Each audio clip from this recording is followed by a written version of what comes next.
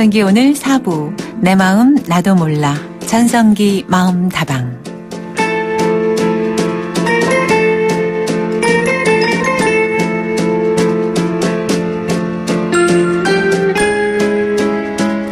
내 마음 나도 몰라 전성기 마음다방. 오늘도 역시 누다심 심리학 컬럼니스트 자리 함께 하셨습니다. 안녕하세요. 안녕하세요. 누구나 다가갈 수 있는 심리학을 꿈꾸는 사람 누다심입니다. 네, 주말 잘 보내셨어요? 네, 잘 보냈습니다. 아우, 진짜 잘 보내신 것 같아요. 그냥 대답이 금방 나오네요. 활짝 웃으시면서. 부럽습니다. 네, 우리 누다심 심리학 컬럼니스트는 고민이 없으신 것 같아요. 네. 자, 오늘은 또 어떤 사연들을 많이 남기셨는지 우선 늘 이 시간 부족한 게 저는 안타깝거든요. 네, 그래서 첫 번째 상담 사연부터 함께 들어가 보겠습니다.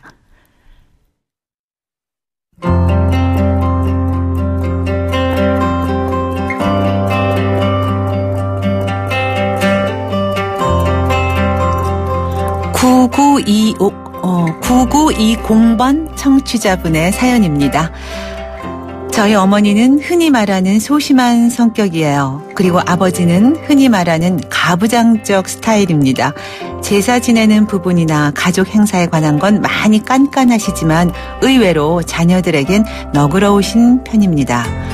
동생과 저 둘 다 분가를 했고 각자 가정을 꾸려서 살고 있습니다. 아버지는 줄곧 사업만 하시다가 몇 년 전 은퇴해서 간혹 주변 분들 일을 도와주러 다니시는데 사업 실패를 여러 번 겪으셔서 경제적으로 조금 빠듯한 생활을 하고 계십니다. 하지만 저와 동생이 지속적으로 보태드리고 있어서 지금까지는 큰 문제는 없습니다.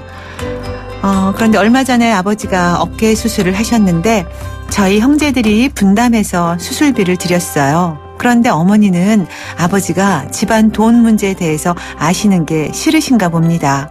아버지가 집에 안 계실 때만 전화를 해서 수술비 얘기를 하시더라고요. 아버지가 알면 큰일이라도 나는 것처럼요.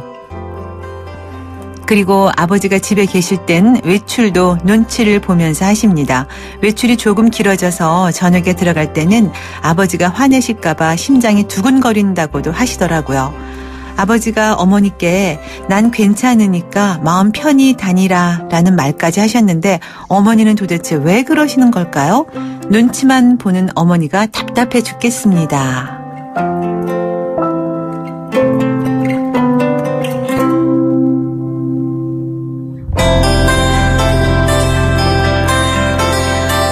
네, 이 9920번 청취자분이 사연을 주셨는데요. 이 가정은 참 좋아 보이거든요. 그 자녀들도 부모님께 이렇게 잘해드리는 것 같고 또 어머님은 아버님께 잘해주시려고 그러는 것 같고 뭐 아버님께서도 의외로 좀 너그러우시다 이러시잖아요. 네네. 그럼에도 불구하고 다 서로서로 위해주는 것 같은데 어머니는 심장이 두근거린다고 아버지가 화내실까 봐라는 걱정까지 또 하시는 건 왜 그런 거지 또. 그 아버지가 이제 줄곧 사업만을 좀 하셨고 네. 사업 실패를 여러 번 겪으셨다고 얘기를 주셨잖아요. 네. 근데 사업 실패를 하시면 사실 경제적으로 아마 이 부모님이 많이 힘드셨을 거예요. 그리고 이제 사업을 실패하고 또 다시 일으키는 과정에서 보통 요즘에는 많이 그렇진 않은데 예전에 이제 사업하시던 어르신들을 보시면 주로 아내분한테 좀 돈을 구해와라. 네네. 이런 어떤 경우들도 많았을 거고요. 네. 그래서 이 어머니께서 그 아버지가 돈과 관련해서 워낙 좀 예민하셨던 그런 어떤 기억들이 있기 때문에 오히려 이제 돈에 대해서는 정말 아버지한테 좀 신경 안 쓰이게 하려는 것 같은 저는 네. 그런 좀 느낌을 받았고요. 네. 또 뭐 꼭 돈 문제뿐만 아니라 이제 외출하실 때도 아버지 눈치를 보신다고 하셨잖아요. 네. 근데 아버님께서는 괜찮다. 그렇죠. 뭐 편히 다녀라. 네네. 이렇게까지 하셨다는데. 근데 이제 이 청취자분께서 자녀들에게는 너그러우신 편이다 하지만 뭐 제사 지내는 부분이나 가족 행사에 관한 거 많이 깐깐하시다고 하셨는데. 아버님이. 그렇죠. 네. 근데 엄밀히 말해서는 뭐 가족 행사에 깐깐한 게 아니라 이제 어머니한테는 깐깐했을 것 같아요.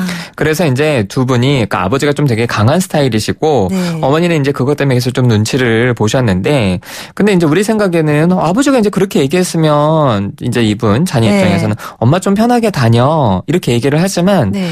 아니 자식들도 다 커서 이제 출가시키고 그렇죠. 뭐 연세도 어느 정도 좀 드셨을 텐데 좀 편하실 수 있을 것 같은데. 그렇죠. 그런데 이제 이렇게 살아오신 세월이 길면요. 네. 어떤 문제가 있냐면 예전에는 한 10번 중에 한 5번 화를 내셨어요. 만약에 아버지가 네. 이제 어머니한테. 네. 근데 이제 지금은 그 화내는 빈도가 줄어서 한 10번 중에 1번 정도로 줄었고 9번 정도는 이제 아버지가 어머니한테도 좀 너그럽게 이 사람 뭐 편하게 다녀 뭐 늦게 들어올 수도 있지만 괜찮네. 이렇게 하더라도 그 10번 중에 9번을 그렇게 너그럽게 하더라도 10번 중에 1번을 화를 내시면 이제 어머니 입장에서는요. 그게 그만큼 큰 충격으로 다가오는 겁니다. 그래서 이 어머니 입장에서는 사실은 아버지가 마음 편히 다니라고 했을 때 9번 정도는 마음 편히 다녔다가 그 마지막 한 번에 남편분이 또 이제 화를 내시면 역시 마음 편히 다니면 안 되는구나. 더 큰 상처를 그렇죠. 받고. 네. 이렇게 이제 느낄 수 있기 때문에 사실 어머니 입장에서는 마음 편히 다니실 수 없을 것 같아요. 네. 네. 네. 근데 실제로 이렇게 남편 눈치를 보는 아내분들이 또 의외로 또 계시더라고요. 주변에 보면은. 그렇죠. 당연한 것일 수도 있겠지만 당연하다는 생각은 사실 안 하게 되기도 해요. 뭐 그렇게까지. 그렇죠. 맞아요. 뭐 아내도 엄마도 네. 밖에서 좀 지낼 일이 있고 그렇죠. 시간 보낼 수 있지. 맞습니다. 뭐 그걸 때 되면 꼭 맞춰서 들어가야 되나? 뭐 이렇게 네. 생각할 수 있거든요. 그러니까 사실 이제 한국 같은 경우에는 이 아주 짧은 시간에 급격하게 이제 한국 사회가 발전을 했기 때문에 네. 이 세대 간 격차가 큽니다. 네. 그래서 이제 젊으신 분들 한 40 정도 한 50 정도만 되신 분들도 아마 이런 사연 보면은 뭐 이분은 이 어머니는 뭐 이렇게 뭐 눈치를 봐라고 하지만 사실은 그 윗세대 분들 중에는 여전히 이제 집안의 가장은 남자고 그리고 뭐 여전히 아들들은 남자는 이제 부엌 일을 하면 안 되고 이런 생각을 하시는 분들이 사실은 여전히 좀 계세요. 네, 가부장적이고 네. 또 남자분들이 이제 좀 아버님들이 권위주의적이고 그렇죠. 예. 그런데 이렇게 이제 좀 연세가 드시고 자녀들이 다 출가해서 또 자녀들이 부모님께 또 이렇게 뭐 용돈도 챙겨드리고 그러는 것 같아요. 수술비도 보내드리고 네, 보태드리고 그렇죠. 그런데 그런 것들을 굳이 남편에게 비밀로 해야 하는 이유는 뭘까요? 엄마가 혼자 따로 쓰는 것도 아닌데. 그렇죠. 근데 이제 이 아버지가 의외로 자녀들에게는 너그럽다 하셨잖아요. 네. 그러니까 아마 그 이제 수술비에 관련해서 이제 아이들과 통화하는 거를 들으시거나 하면은 아마 이렇게 얘기하실 거예요. 당신은 왜 애들한테 부담을 줘? 왜 애들 뭐 그렇게 해? 우리끼리 알아서 하지. 네, 네. 근데 이제 어머니 입장에서는 수술비가 크니까 할 수가 없잖아요. 네. 그런데 이제 남편분은 그런 대책 없이 그냥 그렇죠. 그런 거 받지 마 대책 없이 그러시나. 그렇죠. 네. 왜 애들한테 부담 주냐? 네. 그래서 아이들한테 너그러우신 게 역설적으로 이 아내분한테는 조금 더 이렇게 좀 깐깐하고 좀 부담스럽게 네. 하는 부분들이 있어서 이 어머니가 이제 그런 어떤 스트레스를 좀 받지 않기 위해서 아유야 너희 아버지는 돈 얘기에만 나오면 예민해져 라든지 네. 이제 그렇게 하기 때문에 아예 이제 비밀로 하시고 네. 아이들과만 이걸 소통하시는 것 같아요. 네. 그러면 이제 이 사연을 보내주시는 9920번님께 어떤 해결 방법을 알려드리면 좋을까요? 남편의 말에도 눈치를 보는 아내, 아버지의 말씀에도 눈치를 보는 어머니에 대해서 그렇죠. 해결 방법. 사실은 이게 이제 사연을 자녀들이 보내신 거잖아요. 네. 자녀 입장에서. 근데 실제로 이제 상담센터에 오시는 분들 중에서도요, 부모님들 문제를 가지고 자녀들이 오는 경우들이 간혹 있어요. 네. 그런데 뭐 이제 아나운서님도 이제 아이가 있으셔서 네. 하시겠지만. 사실 자녀들이 아무리 나이가 많아도 부모 입장에서 자녀는 자녀잖아요. 네. 사실은 자녀들이 이 부부 사이에 대해서 크게 개입할 수 있는 거는 딱히 없습니다. 네. 그래서 이 청취자분께는 좀 죄송하지만 네. 그 어머니를 도울 수 있는, 그러니까 어머니가 좀 편하게 할 수 있는 그런 방법은 사실은 좀 없다. 없고 한 가지 이 청취자분께서도 눈치만 보는 어머니가 답답해 죽겠다 이렇게 얘기하셨잖아요. 네. 그래서 이 자녀분께서도 지금 아버지 입장과 좀 비슷해지려 그래요. 그러니까 이제 보통은 아버지들이 그래요? 이제 어머니한테 이렇게 화를 내는 경우는 좀 답답하다 이 사람, 말을 잘 못 알아듣는다. 이제 이렇게 이제 생각하는 경우들이 있는데요. 네. 그래서 저는 이 자녀분 입장이 좀 한편으로는 아버지처럼 그렇게 또 어머니를 답답하게 보지 말고 차라리 엄마를 좀 이해하고 또 어머니에게 적극적으로 좀 정서적인 어떤 지지를 해드리는 그게 어머니의 마음을 그나마 편하게 하는 거지. 지금 어머니는 아버지 눈치 보느라고 바쁘신데 자녀들까지 엄마 답답하다고 이제 하면은 더 위축될 수 그렇죠. 있군요. 어머니 입장에서는 아이고 뭐 얘네들까지 이러네라고 하면서 마음이 좀 더 상하실 수 있다. 그래서 이제 어머니를 좀 지지해 드리면서 만약에 이제 어머니한테 이제 물어보는 거죠.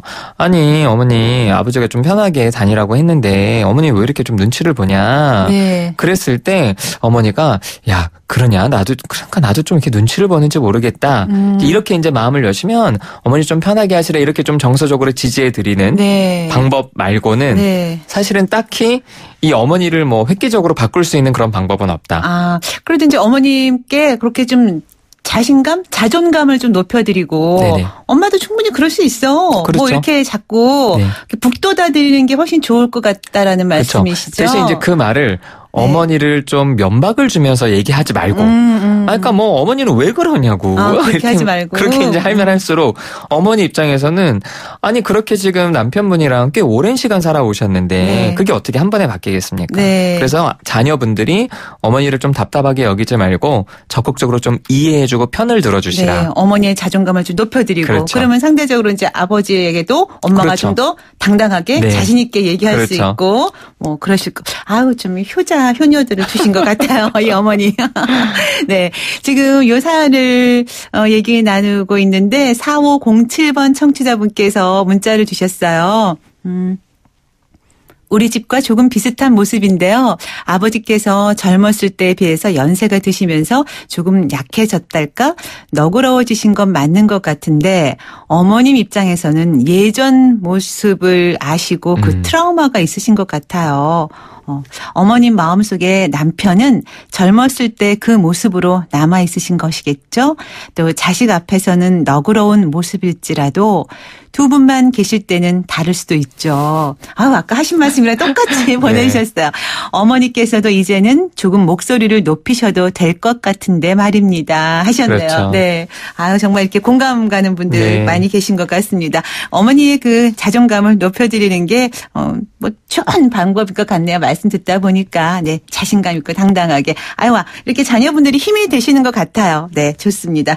자 한번 음악을 듣고 또 다른 이야기 어떤 사연이 있나 알아보도록 하죠. 이은미와 임기훈이 함께 부릅니다. 우리 모습처럼.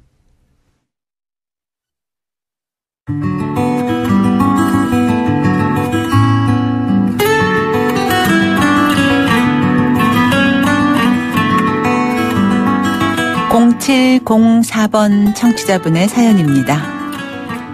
4살 차이 나는 누나와 둘이 살고 있습니다. 부모님은 지방에 계시고요.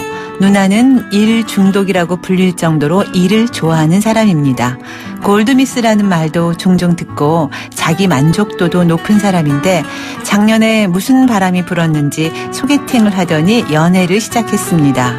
그리고 조금 성급하게 결혼 준비를 했어요.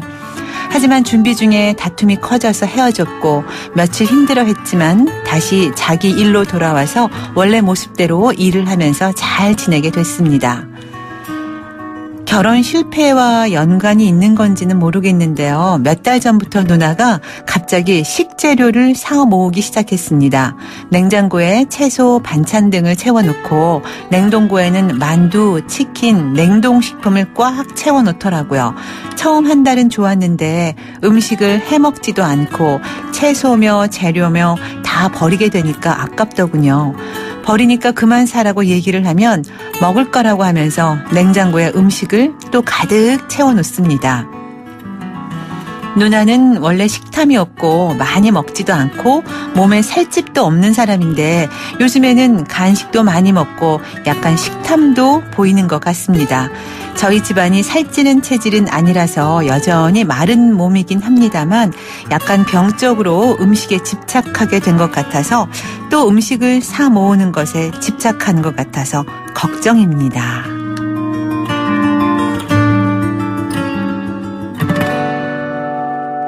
네, 동생이 누나를 염려하면서 사연을 보내셨어요. 이 0704님의 누나는 어쩌면 좀 마음이 불안한 심리가 있는 걸까요? 네, 마음이 좀 많이 좀 힘드신 것 같아요. 네. 사람들이 이렇게 마음이 힘들 때 가장 쉽게 좀 드러나는 어떤 증상이 있는데요. 네. 그게 하나가 수면이고 네. 하나가 섭식입니다. 네. 그래서 이제 우울하고 불안할 때, 네. 스트레스 받을 때 어떤 분들은 수면가 많이 주무세요.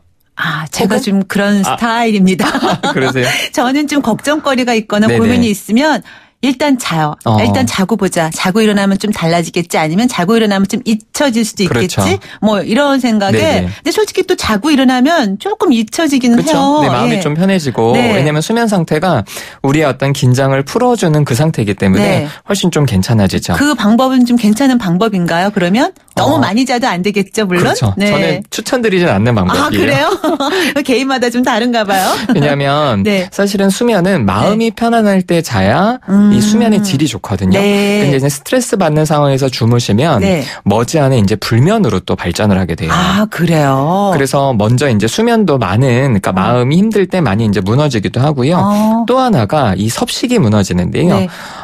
많은 경우는 일단은 이제 많이 드시게 돼요. 네. 그러니까 이제 이거를 폭식이라고 얘기를 하는데요. 네. 이제 폭식을 하시거나 혹은 마음이 너무 힘들면은 아예 안 드시게 되는 네. 입맛이 없어지는 상황이 되기도 하기 때문에 이 수면과 섭식은 사실은 우리의 마음이 힘든지를 살펴볼 수 있는 네. 중요한 어떤 두 가지 우리의 네. 일상 지표다 이렇게 말씀드릴 수 있을 것 네. 같아요.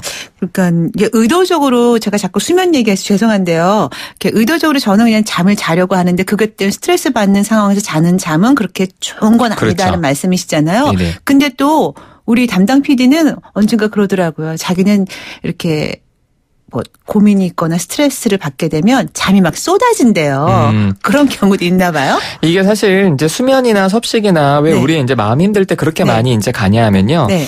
사실 수면은 우리의 몸을 이완시키면서 동시에 잘 때 이불을 덮잖아요. 네. 근데 이불이 보통은 그 촉감이 굉장히 부드럽잖아요. 네. 그래서 사실 이 부드러운 감촉이 우리가 어린 시절 되게 위로받았던 엄마의 품과 연관이 사실은 됩니다. 네. 그래서 이제 잠을 통해서 이제 내가 좀 위로를 받으려는 네. 그런 부분이 있어서 실제로 스트레스 받으면 굉장히 수면 욕구가 증가하시는 분들이 많이 있고요. 그래서 잠이 쏟아진다는 얘기를 그렇죠. 하는군요. 그리고 이제 섭식도 음식도 그렇잖아요. 우리가 엄마의 사랑을 아이들이 엄마의 사랑을 느낄 수 있는 게 사실은 음식이거든요. 네. 그러니까 애들 키워보셔서 아시겠지만 네. 어렸을 적에 맛있는 거 해주면 엄마 최고 이러잖아요. 네, 네. 그래서 이런 어떤 음식도 사실은 즐거움, 행복감과 연합이 되어 있기 때문에 네. 이 수면과 섭식이 우리가 힘들 때 가장 많이 좀 위로받을 수 있는 그런 어떤 활동 이렇게 될 수 있죠. 네, 그러니까 나도 모르게 잠과 음식을 그렇죠. 찾게 되고 원하게 되는 네. 경우가 생기는 거네요. 그러니까 저는 의도적으로 자는 잠이었나 봐요. 네, 근데 이제 이렇게 이 누나분은 아까 그 결혼 준비하다가 그 이별을 경험했다고 하셨잖아요. 그 상처가 이렇게 나타나는 게 아닌가 싶기도 해요. 네, 이 누나분을 이제 동생분은 처음에 일 중독자라고 불릴 정도로 일을 좋아했던 사람이다 이렇게 얘기를 하셨잖아요. 네. 일 중독이라고 불릴 만한 이 사람들의 심리적인 특징은요, 굉장히 성취 지향적입니다. 네. 그리고 이제 성취 지향적인 거에 더해서 실패에 대한 두려움과 스트레스가 크기 때문에 실패하지 않으려고 그렇게 일에 좀 매달리고 네. 그걸 통해서 이제 자신의 어떤 자존감을 좀 높이려고 하기 때문에 이렇게 이제 성공지향적이고 실패에 대해서 또 두려움과 스트레스가 크신 분이 일생일 때 한 번이라고도 우리가 많이 생각하는 그런 결혼 준비를 하다가 실패한 거는 이 누나분한테는 굉장히 큰 충격인 거죠. 자존감에 엄청난 상처를 입었을 것 같아요. 그렇죠. 예. 그리고 또 뭐 주변에서 이제 골드미스다라고 하면은 개인적인 능력도 있고 네. 또 이제 그만큼 자기 전에 투자도 하고 그러니까 한편으로는 자기가 정말 굉장히 괜찮은 사람이다라는 그렇죠. 어떤 이런 자기 애도 강할 수 있죠. 그렇죠. 네. 자기 애도 강하고 이제 이러는데 이게 이제 결혼 준비를 하다가 실패를 했으면은 주변 사람들이 다 아는 상황일 거 아니에요. 네. 그러니까 뭐 연애를 하다가 헤어졌으면은 친구들 몇 명만 알겠지만 야 나 결혼하기로 했어. 그러니까 다들 주변에서 야 네가 야 대단하다 누구야 막 이렇게 이제 막 축하해. 관심 받고 축하받고. 그렇죠. 부모님들까지도 이제 알 수 있는 네. 그런데 그게 이제 실패가 됐으니까 사실 주변에서도 굉장히 걱정도 많이 하겠지만 이분 입장에서는 사람들이 나를 좀 어떻게 볼까? 네. 내가 실패한 거에 대해서 그리고 또 자기 자신도 그런 부분들이 잘 용납이 안 될 수 있는 네. 사실 심리적으로 굉장히 큰 힘든 상황이시다라고 네. 생각이 듭니다. 그렇다면 이 0704님께서 누나를 위해서 좋은 해결책을 지금 찾고 계신데 어떻게 하면 좋겠습니까?